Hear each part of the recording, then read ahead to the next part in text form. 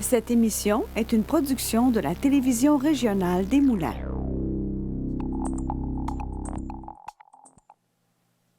Ce soir, à Vue d'ici, nous recevons des femmes très impliquées qui, depuis de nombreuses années, sensibilisent l'appareil politique aux dangers, aux risques liés aux implants mammaires.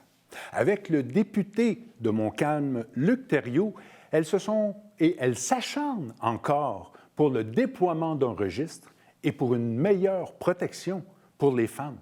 Restez avec nous, car ça commence maintenant.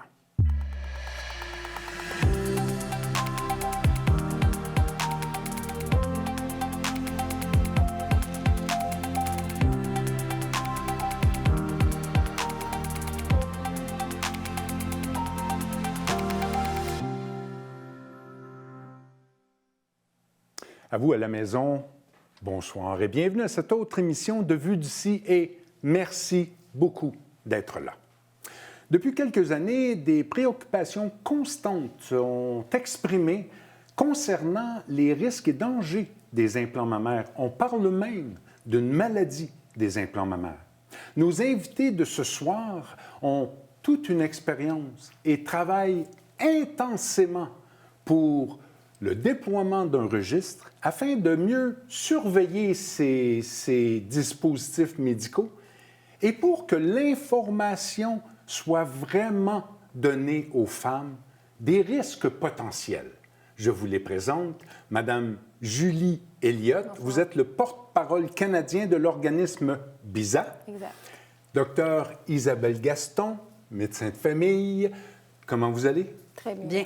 Merci. Je dois vous dire à la maison qu'on devait recevoir aussi le député Luc Thériault. Je peux dire qu'il a été très impliqué.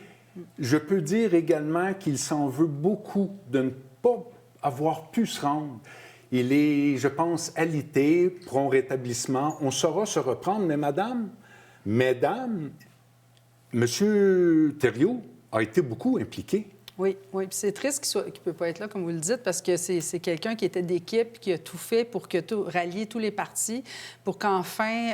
parce qu'il faut dire que c'est une personne qui a une formation en bioéthique, puis qui a été professeur de philosophie et d'éthique. Donc, pour lui, la cause des implants mammaires, mais aussi des produits médicaux, puis de ce registre-là, pour qu'on puisse recueillir des données, puis enfin pouvoir, avec des données scientifiques, là, prouver que ces mots-là ne sont pas juste dans la tête des femmes. Fait que lui, il a pris cette cause-là, puis il s'est dit qu'il allait se battre jusqu'à la fin. Donc, on le remercie. Puis franchement, c'est triste qu'il ne puisse pas être parmi nous parce que c'est quand même quelqu'un qui maîtrise le sujet là, et qui a une énergie incroyable à défendre cette cause-là. Je sais qu'il a même rallié tous les partis.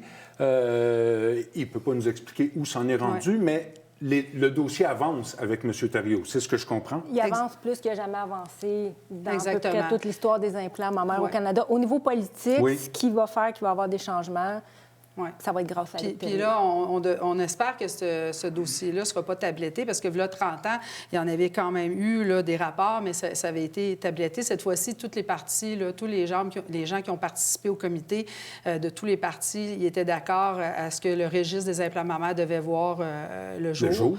Donc, espérons là, qu'on ne commettra pas la même erreur là, de ne pas le tabletter. Ça pourrait se faire aussi rapidement là, que d'ici quelques semaines, mois, là, s'ils mettaient ça à l'horaire, là, ça pourrait être une formalité. Exactement. C'est ce qu'il nous avait expliqué, M. Thériault. Là.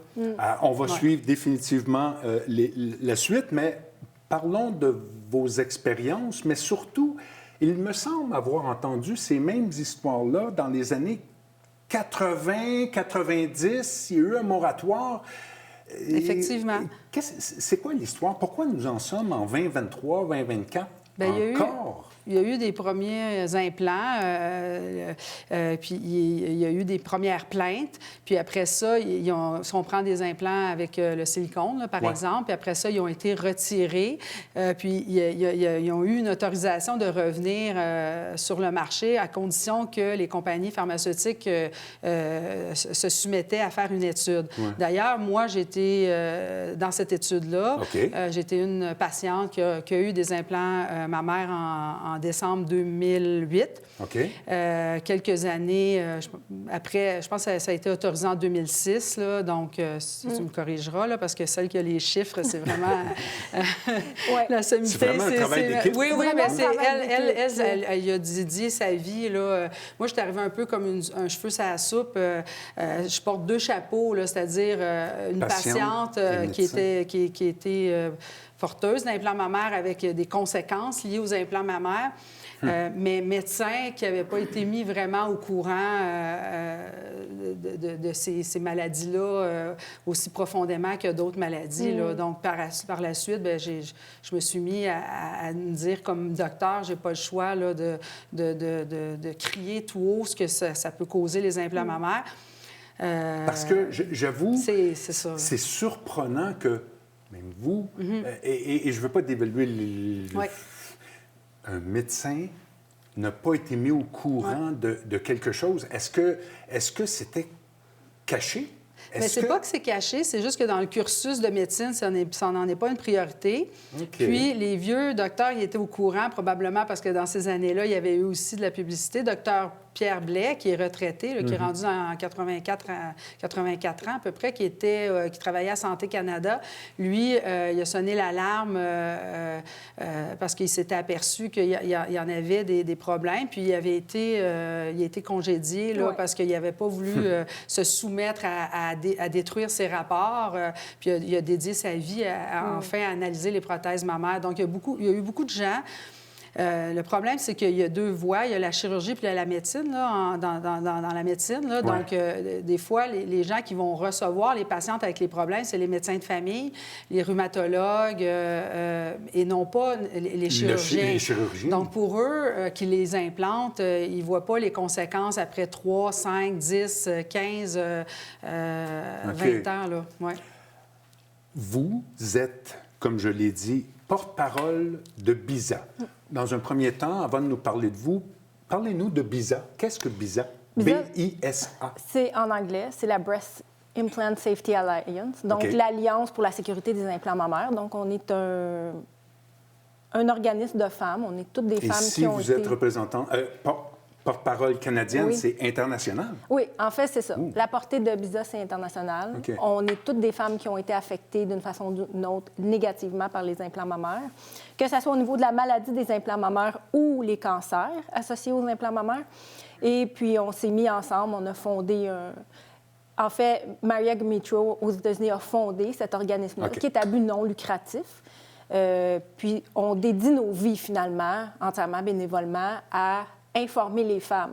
Le but de BISA, c'est vraiment un but éducatif, d'information, pour que les femmes puissent faire un consentement, un choix informé. Un choix plus informé, éclairé. En toute connaissance de cause. Quand ça vient aux implants mammaires, évidemment, aider celles qui sont atteintes négativement au niveau de leur santé. Donc, vous faites un genre de prévention et vous intervenez avec les femmes. Et les femmes.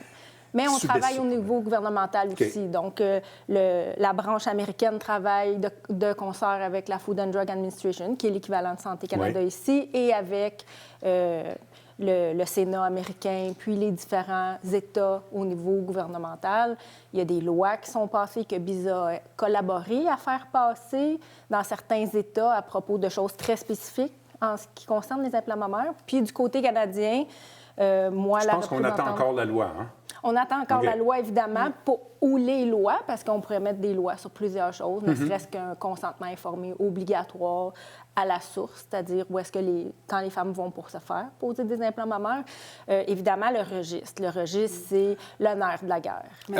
Oui, allez-y. Ce que je voudrais juste ajouter, parce que souvent, il y a un côté un peu tabou ou relié au fait que c'est une décision esthétique qui a été prise de se faire poser des implants mammaires.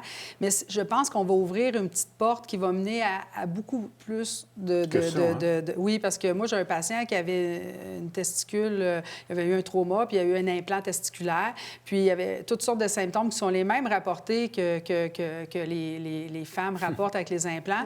Puis à ce moment-là, quand il a fait quelques années plus tard, il a décidé là, de faire enlever l'implant, puis il s'est complètement rétabli. Là.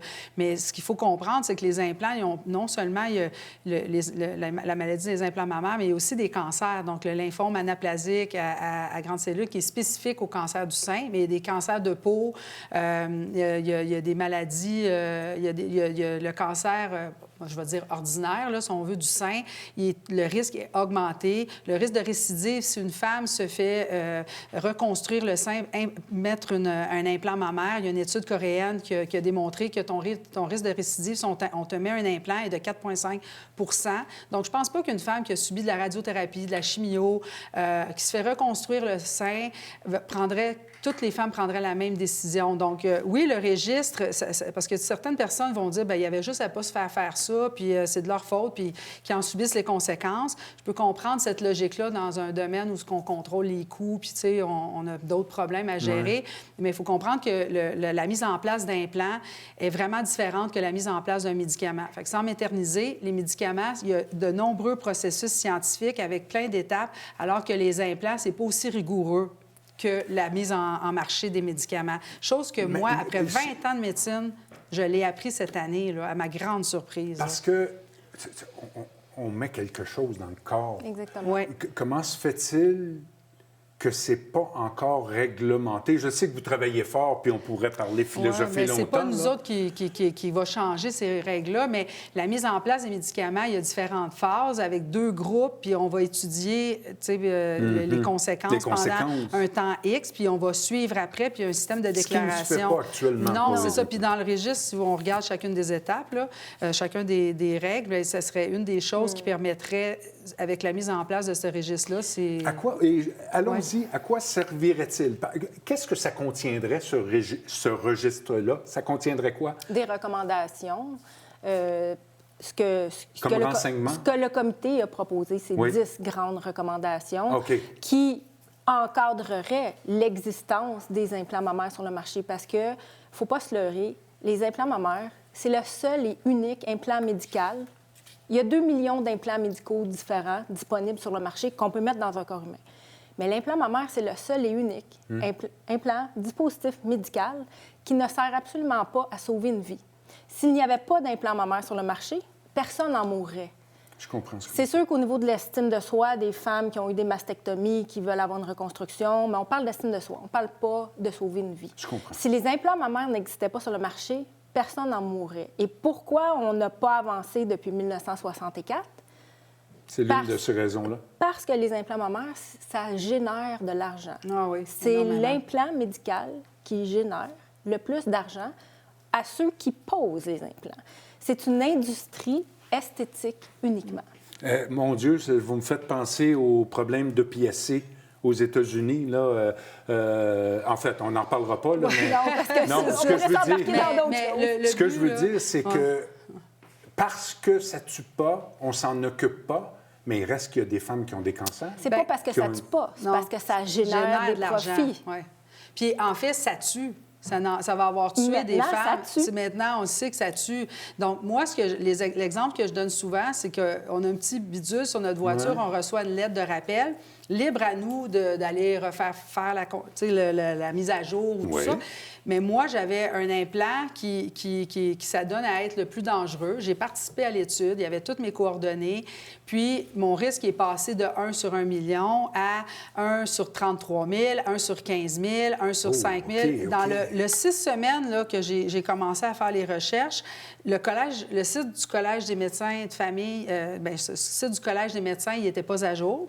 Le site du gouvernement n'était pas à jour, c'était des données de 2019. J'ai consulté 3 plasticiens et dans la même 7 à 10 jours, il n'y en a pas un qui m'a donné le même chiffre et qui allait me faire la même chirurgie.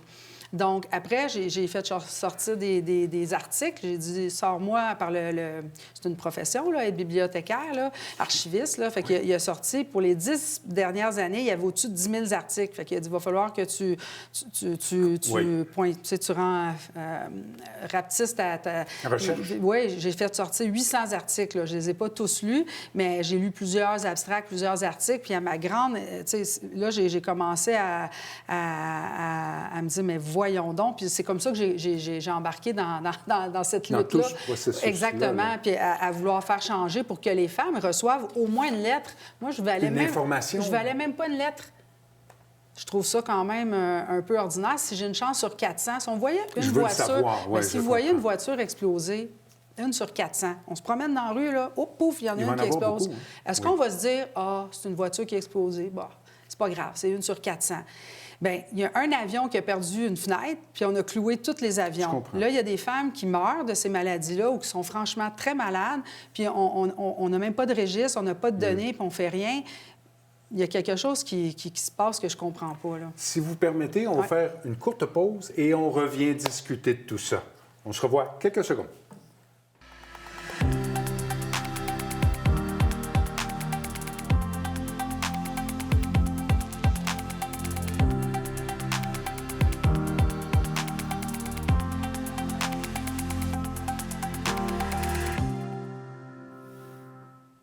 De retour avec vous.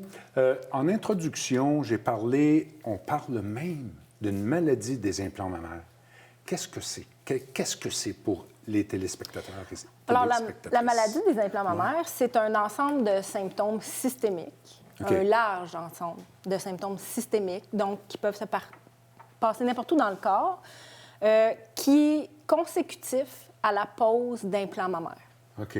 Donc, ce qu'on va voir... Et je vois, vous utilisez consécutif. Consécutif. OK. Donc, ce qu'on va voir, je vais me prendre moi comme exemple, c'est quelqu'un qui est en très bonne santé, qui a une pose d'implant mammaire, et la santé va changer, il va avoir des changements au niveau... décliner. Exactement. Donc, il va avoir un déclin ou des changements dans la façon dont ton corps fonctionnait avant versus maintenant. Donc, sans nécessairement qu'il y ait vraiment un déclin, c'est des changements au niveau corporel, au niveau systémique. OK. Parce que c'est ton corps qui réagit à cet implant-là. L'implant, il peut être d'apparence inerte, mais c'est un corps étranger. C'est un corps étranger, exactement. C'est un corps étranger. Puis, d'ailleurs, on parle de maladie des implants mammaires, mais on sait, comme Dr Gaston l'a dit tantôt, qu'il y a d'autres implants qui causent des symptômes systémiques qui ressemblent beaucoup à ceux de la maladie des implants mammaires. Donc, l'éventail de symptômes est très large. Je n'en ferai pas toute la description ici. Mais c'est vraiment le facteur le plus déterminant. C'est quelqu'un dont la santé va changer dans les semaines, années, mois suivant la pose des implants mammaires. OK. De grands changements? Il y en a que ça va de, mettons, ils vont être plus fatigués, perdre de cheveux. Oui, des douleurs articulaires, des problèmes cutanés, dépression, mais en tous les cas, avant... Ça va bien. Ça va bien. Oui. Et c'était votre cas? Moi, ça a été mon cas. Dans mon cas, ça a été immédiat. Ça a été une question de semaines. J'étais quelqu'un d'extrêmement actif physiquement, une grande sportive. Et ma santé s'est mise à décliner une question de semaines. Et ça a été 10 ans d'une lente baisse, d'un déclin, jusqu'à être incapable d'aller travailler, alité. Puis fait à noter, là, les implants de première génération qui ont été retirés parce qu'ils ont fait une revue de littérature, les plaintes que les femmes ils se plaignaient dans les premiers implants sont exactement les mêmes. Statistiquement, ça a été prouvé là, par les analyses des études que c'est les mêmes plaintes sur les implants de la deuxième génération. On pensait que c'était surtout relié au silicone, mais il y a des femmes, même avec les gels de silicone, parce que vous allez voir à un moment donné, il y a quelqu'un qui va le couper et va dire « Oui, bien, ça ne peut pas s'en aller dans le corps. » Ce n'est pas vrai. Il y a une femme aux Pays-Bas, je pense, qu'elle a donné son corps à la science parce qu'elle a tellement souffert, cette femme-là, qu'elle a décidé de donner son corps. Puis ils ont trouvé du silicone dans son cerveau, dans les reins, un peu partout. Et une femme qui s'est fait amputer une jambe. Il y a sûrement d'autres cas, là, mais qui ont retrouvé du silicone à cet endroit-là. Là. Donc, ce n'est pas vrai que même si l'implant n'est pas rupturé, qu'il peut pas ça peut pas s'écouler. En fait, il y a une transpiration de silicone c'est ça que je cherchais le terme, la paroi.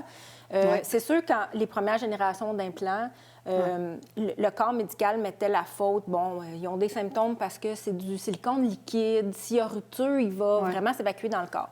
Aujourd'hui, ce qu'on dit, c'est que les implants au gel cohésif sont tellement cohésifs que... Ils ne s'écoulent plus. Ils ne s'écoulent plus, ils restent. Mais il y a le corps va réchauffer l'implant parce que les tests sur les implants mammaires sont faits à des températures ambiantes fixes sur des courtes périodes de temps.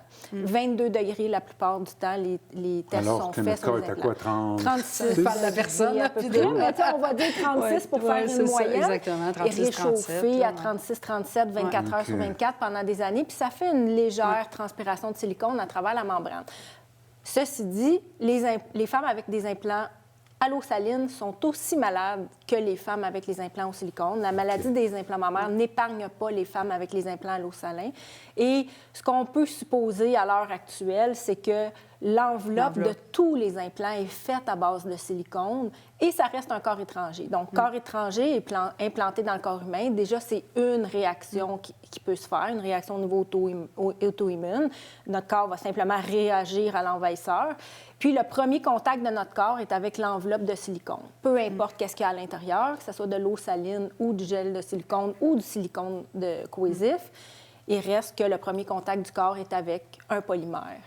Là, il y a plein de conséquences à ces implants-là. Avez-vous une crainte que le politique ne suive pas, parce que je présume qu'au bout de ces enquêtes-là, il y a beaucoup d'argent qui peut se perdre en action-justice. Est-ce que vous craignez que le politique se freine? Bon. C'est sûr que quand on commence à parler d'argent, de politique puis santé, ça va pas bien ensemble, là, parce que chacun a des objectifs différents. Par contre, je pense qu'il y a moyen de compliquer la lecture de ce rapport-là ou de le rendre très simple.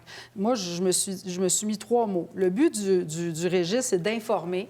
Puis pour informer, il faut avoir des données. Puis pour avoir des données, bien, c'est-à-dire, avec les données, on va pouvoir prouver s'il y a une innocuité. Donc, moi, je pense que si ça avait été fait il y a 30 ans, il y a différentes positions. Il y en a qui disent qu'on devrait les interdire complètement. Moi, je suis de l'approche. Maintenant, avec ce que je sais, jamais qu'on me poserait un implant mammaire, jamais de la sainte vie.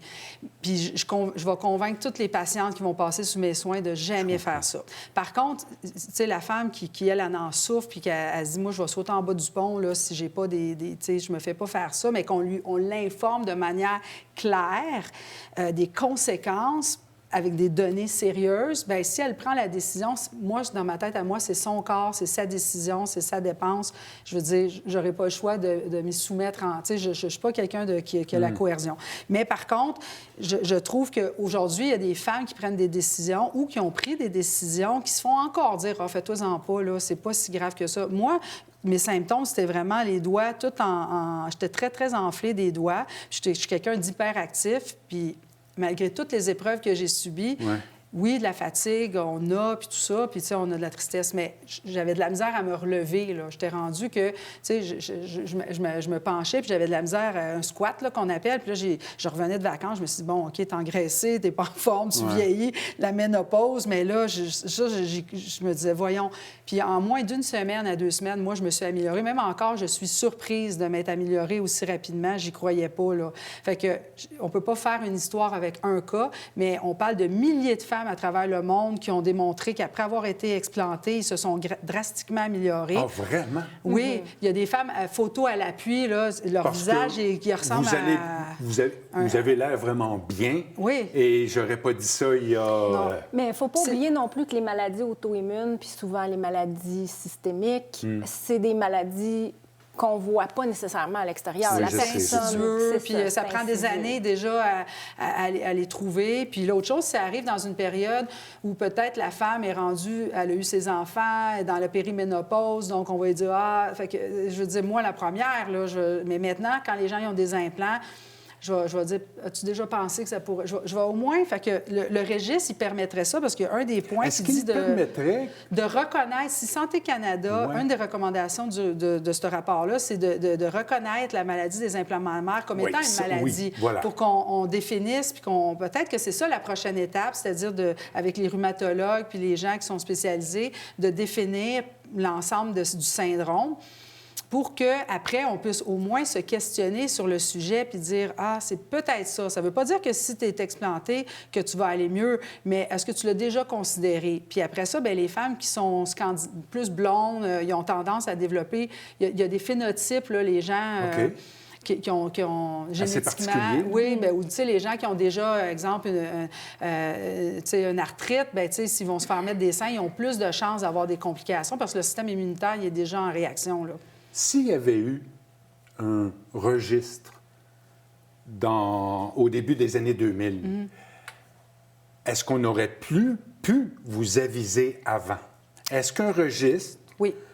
Je sais que là, on va surveiller, j'imagine, on va avoir le nom du producteur et tout ça. Est-ce qu'il va empêcher ça, le registre? Mais empêcher quoi? Empêcher certaines problématiques, parce que si à la base, le produit est empoisonné, qu'il y ait un registre ou non, mais est-ce qu'il va y avoir des choses à faire à la base pour contrôler? Ça va permettre une surveillance sur un long terme. Si la question, je la comprends peut-être pas, mais peut-être la façon que je la reçois, c'est que le registre, il y a peut-être plusieurs femmes qui n'auraient pas pris cette décision-là. S'il y avait un registre. C'est ça.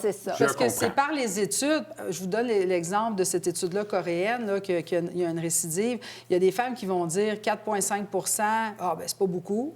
Tu sais, ça me dérange pas. Moi, d'avoir l'implant pour avoir tu sais, comme un... Bien, ça dépend de la femme. Oui, je comprends. Alors qu'il y en a d'autres qui vont dire j'en veux pas. Moi, tu sais, quasi 5 là, de chance. Là, donc, c'est beaucoup en médecine. Là. Fait que la réponse, on ne peut pas la savoir parce qu'on n'a pas les données. Je comprends. Mais je pense qu'il y a des femmes qui comme moi, avaient... Qui auraient eu avantage. Moi, j'ai une confiance en moi. Je me sentais belle quand même. J'avais une ptose des seins un petit peu, vraiment pas majeure. Tu sais, je suis pas gênée de le dire, là. J'en avais pas de problème dans mon image. Mais tu sais, je me suis dit, j'ai les moyens, pourquoi pas? On m'a dit que c'était simple comme chirurgie, ça allait donner un beau résultat, j'avais maigri. Je me suis dit, pourquoi pas? Mais est-ce que j'aurais pris cette décision-là à la lumière des connaissances que je sais aujourd'hui? La réponse, c'est non. Puis le registre, il permettrait ça, là. Moi, ce que je vais juste espérer, Rapidement. Allez-y. c'est que le registre, l'idée du registre, le projet de M. Thériault, soit pas mis sur la tablette. Parce que ça fait depuis 1964, on est en 2024, que les femmes sont malades. C'est 60 ans, ça? C'est 60 ans. Exactement cette année. Il serait temps. J'espère que M. Thériault va tenir son bout jusqu'à la fin, qu'il va aller dans cette lutte-là jusqu'à temps que le projet se soit réalisé, puis qu'on en arrive avec un registre pour que ça change quelque chose pour les générations futures. Je peux vous garantir quelque chose. On va suivre le dossier de près. Messieurs, mesdames les députés, il est temps. Il est temps de protéger les femmes et peut-être il va y avoir des développements pour d'autres implants. Merci, mesdames, d'avoir accepté l'invitation. On comprend un peu mieux. Et vous, à la maison, on se dit au revoir et on se voit dans une semaine.